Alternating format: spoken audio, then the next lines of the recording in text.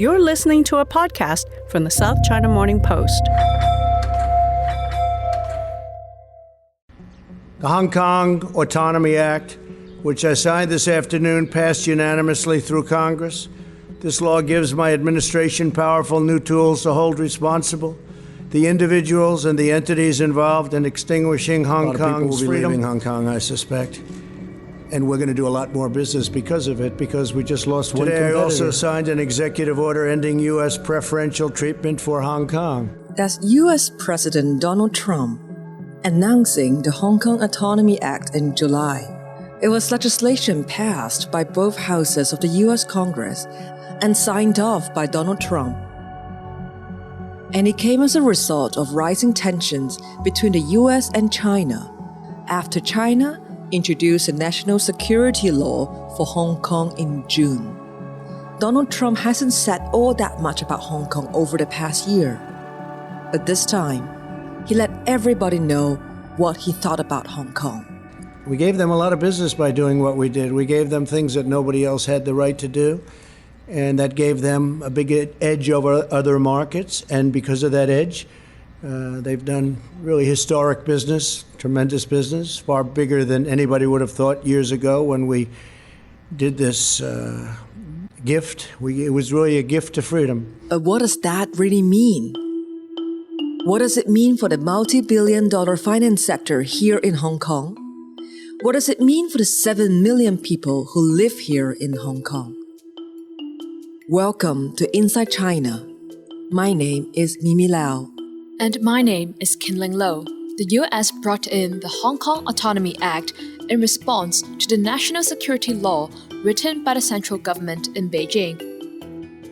The national security law comprises 6 chapters with 66 articles, and it bans any act considered to be secession, subversion, terrorism, and collusion with a foreign country or external elements that endanger national security.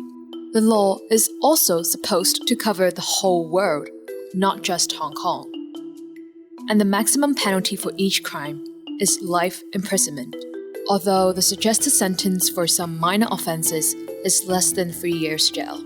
In May, both houses of the U.S. Congress voted unanimously in support of the Hong Kong Autonomy Act, and after Donald Trump signed the act into law, he made a speech from the Rose Garden where he announced he now had powerful new tools to hold responsible the individuals and the entities involved in extinguishing Hong Kong's freedom. Those tools include ending Hong Kong's preferential trade treatment and sanctions against foreign individuals and banks for contributing to the erosion of Hong Kong's autonomy.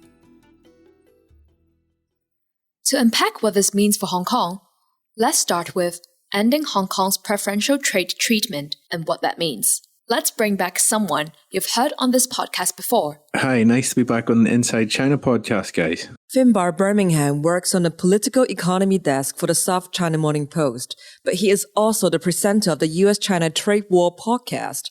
He's been covering the trade war since it began, so we thought he was the best person to ask what Donald Trump meant when he said the U.S. was giving billions to Hong Kong. Hundreds of billions of dollars a year from our country.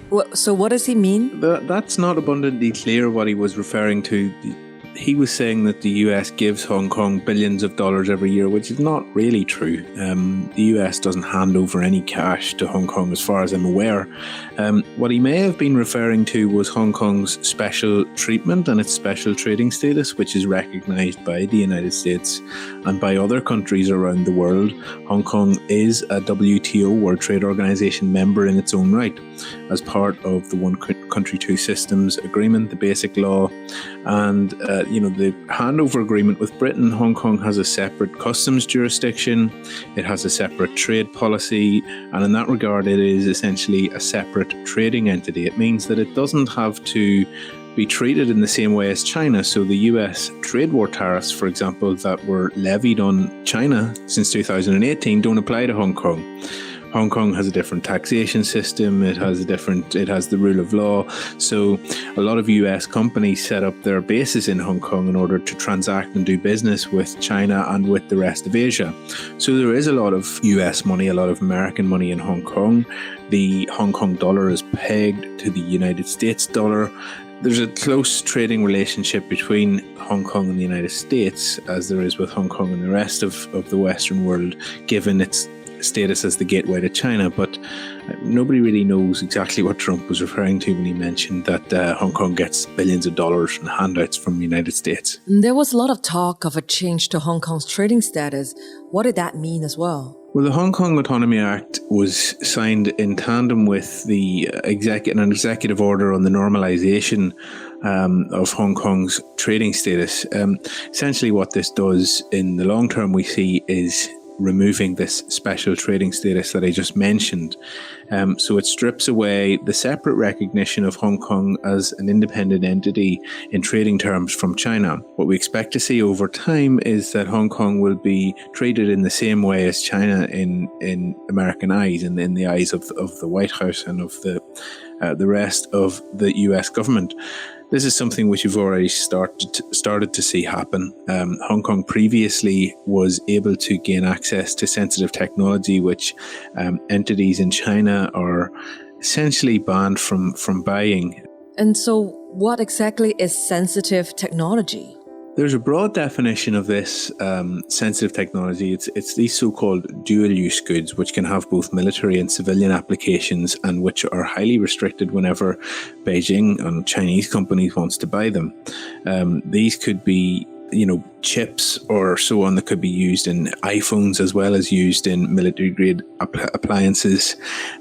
In the future, people expect that the definition of a sensitive technology will be broadened because of the democratization of technology. The widespread use of smart devices, for instance, means that sensitive technology that was previously used in very high-end military appliances may be present in toasters and kettles in the future. But for now, what we think of when we refer to sensitive technology are really high-tech goods that range from sort of advanced ammunition, which is a pretty obvious one, but to really high-tech radar technology and stuff like that. And what about the massive tariffs the US has for particular Chinese goods? Just over a year ago, Finbarr and Tim put on a podcast series looking at how tariffs were affecting all kinds of goods being traded between the US, mainland China, and Hong Kong, called Behind the Tariffs. At that time, Hong Kong was separated from this ongoing war of attrition. But now, does it mean US tariffs will apply to things made in Hong Kong? For now, the tariffs the US applies to Chinese goods do not apply to Hong Kong. However, some people do expect that to change in the future. Earlier in early August, the United States announced that it would require Hong Kong goods to be relabeled as made in China. Initially, it was thought that this would mean that tariffs, trade war tariffs, the Section 301 tariffs as they're technically known, would be applied to Hong Kong goods. A couple of days later, the US Customs and Border Protection Agency came out and clarified that this doesn't actually mean tariffs will be applied.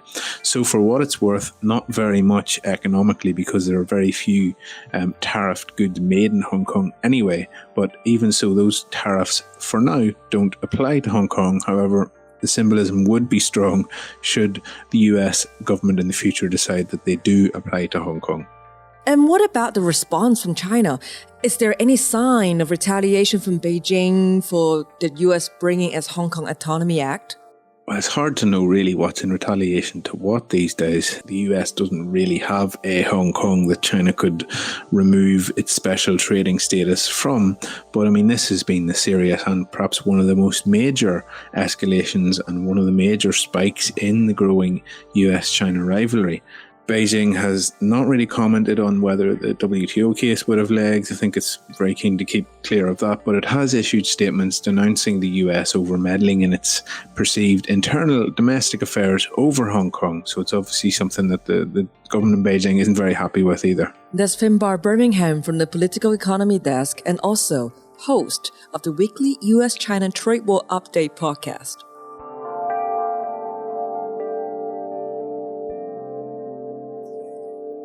So Finbarr was talking about the iconic Made in Hong Kong brand, and it made me wonder, what is it that Hong Kong actually makes and exports to the US? Kinling, if I ask you, can you name something that is made and exported from Hong Kong? Actually, last week, I just visited this really interesting factory in Hong Kong. It's quite small. It's just one floor. There are only a dozen of staff workers there, and they're making these really cool retro vintage flip clocks. I don't know if you've seen them, but they were really popular. They're not even electronic, and they're made for sale in the US. The factory has actually started working on these flip clocks back in the 1950s and 60s, when Hong Kong was really famous for manufacturing electronics and garments and plastic goods. So there's this one little interesting factory that's still making them inside Hong Kong and still selling them to the US. Also, I remember back in the days when I was a student in the UK. So when I was away from home, I really miss this taste, the Hong Kong taste from home. So I went to this Chinatown and looked for a very specific brand of soy sauce because that's what home tasted to me. And I guess the other thing is the Hong Kong protest tactics. Well, but that's not really a product. That's more like a political and cultural export. So how about actual products?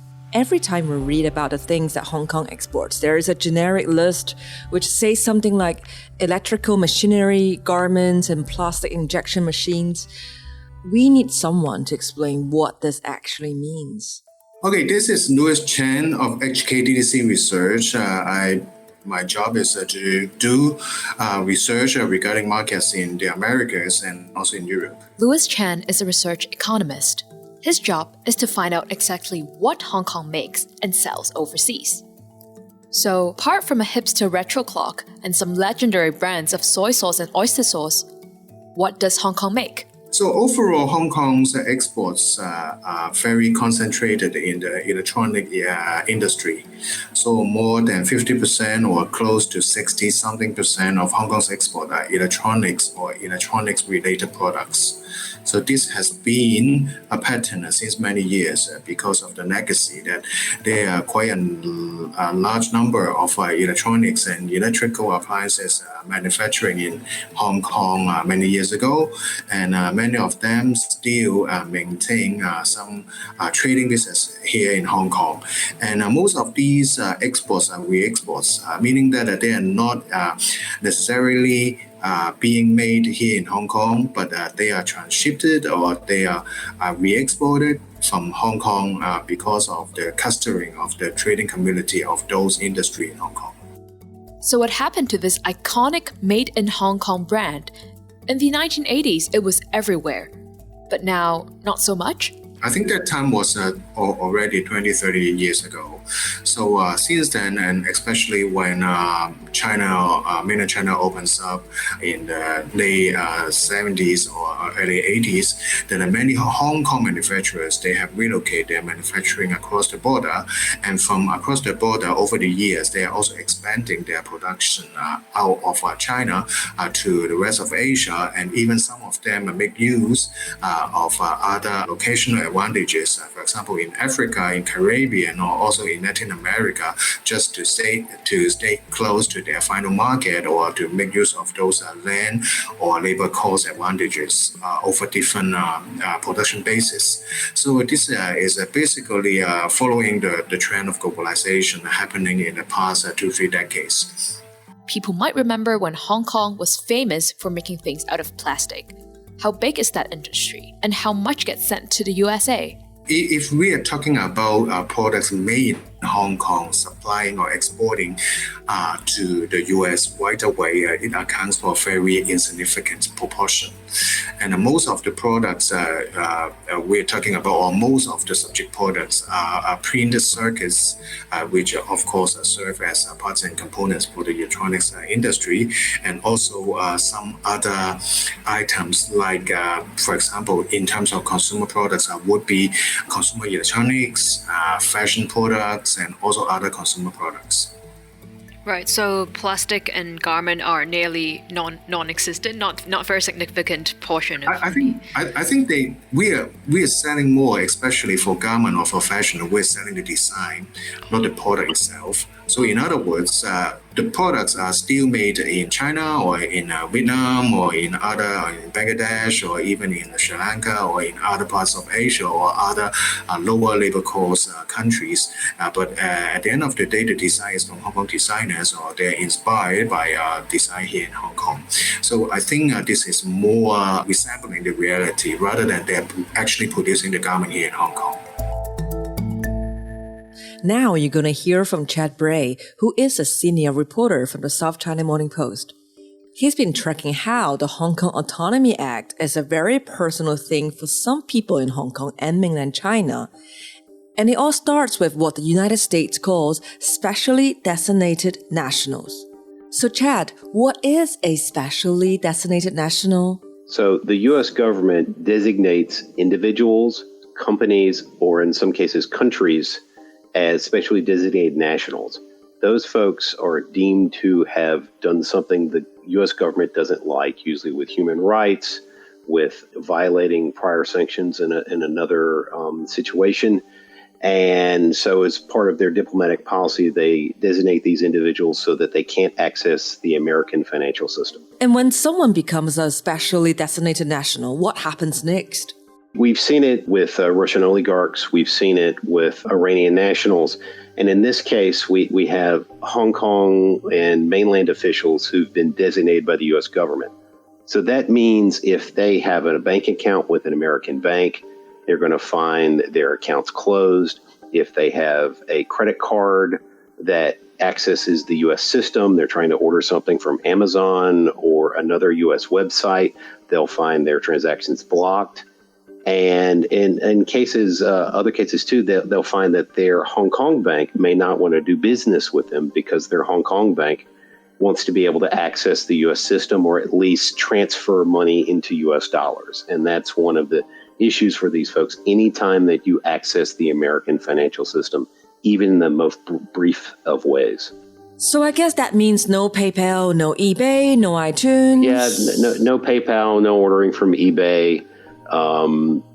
Anything that's got a U.S. tie, really the U.S. government is going to try to block that transaction.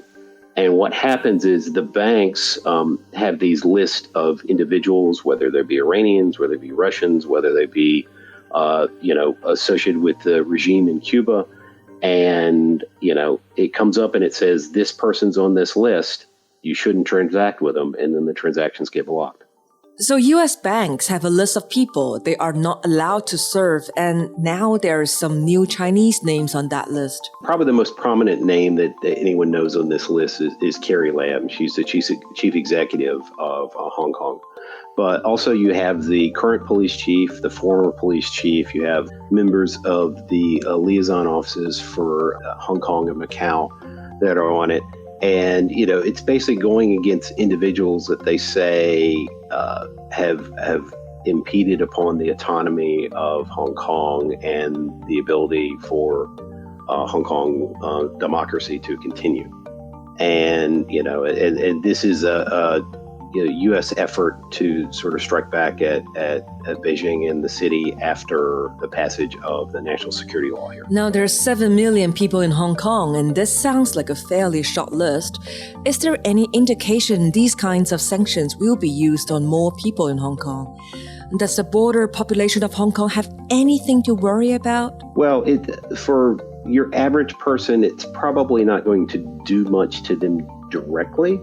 But if you're Carrie Lam, you can't buy from an automobile from an American citizen. So if I tried to sell her a car as a U.S. citizen, she couldn't buy it from me. That would be a violation. She's already said that she's had issues with using her credit cards. The current police chief had a mortgage with HSBC. He moved it a few days before the sanctions went into place. And the Hong Kong Police Union, credit union, also had concerns about potentially facing a sanctions. They don't have one right now, but they also apparently moved their accounts to Bank of China in anticipation of this. And so what happens is those affected individuals can't do business. Their relatives may find difficulty doing business, as banks and others say, we don't really want to be associated with you.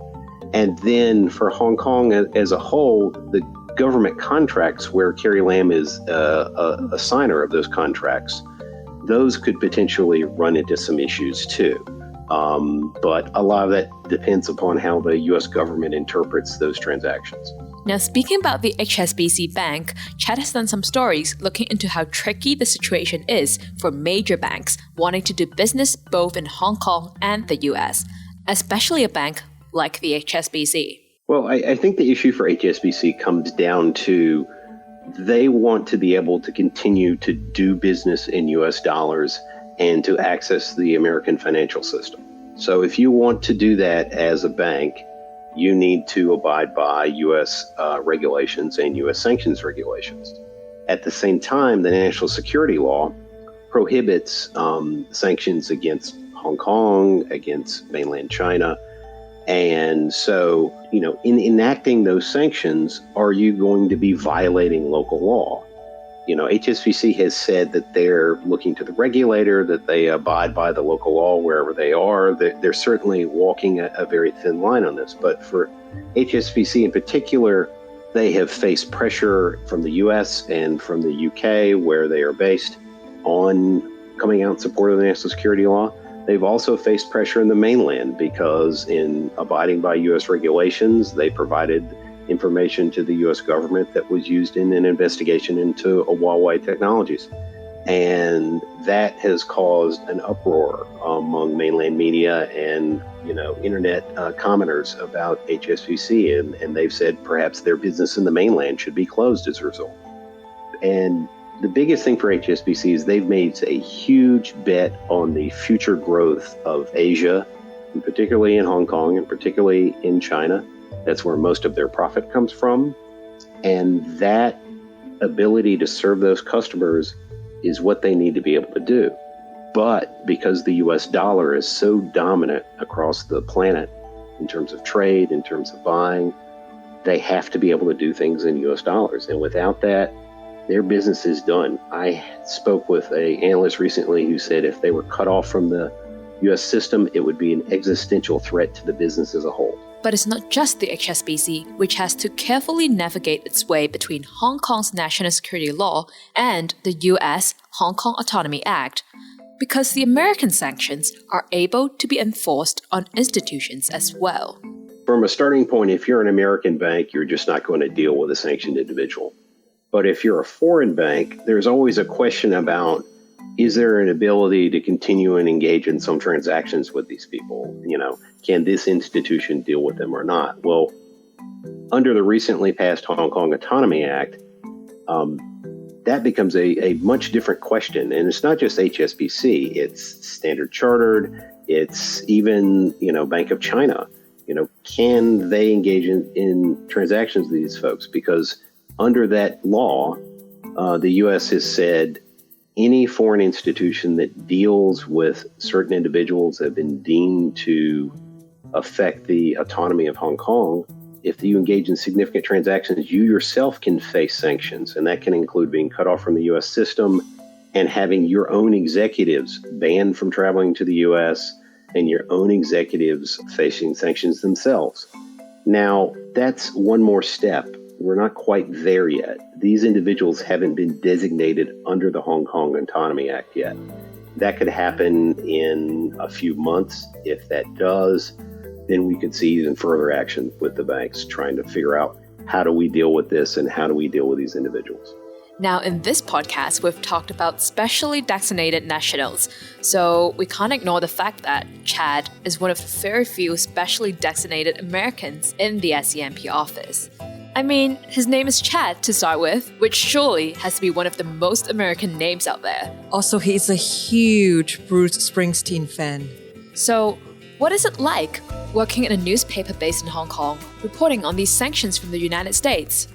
Well, I think for me, it's been an interesting challenge because I'm, not only helping interpret what the Americans are saying to my colleagues and to sources in the city, but I'm also turning around and trying to explain what's happening here with a bit of a different eye so that American readers, which we have a fair bit of, can understand what's happening and have it in a much more precise way, because I think within all the rhetoric, it sometimes gets lost. Chad Bray is a senior business reporter for SCMP.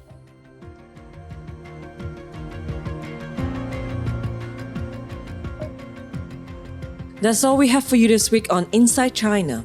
And don't forget, you can keep up to date with everything happening in the US-China trade war, as well as what is happening with China's economy, US politics, and a global supply chain on the weekly US-China Trade War Update podcast. Thanks for rating us. Thanks for reviewing us. Of course, keep up to date with everything happening inside China and around the world with our 24-hour coverage at scmp.com. My name is Kinling Lo. My name is Mimi Lau. Thank you so much for listening to Inside China. See you again next week. Bye-bye. For more podcasts from the South China Morning Post, head to scmp.com, where you can hear more about technology, trade, culture, and society.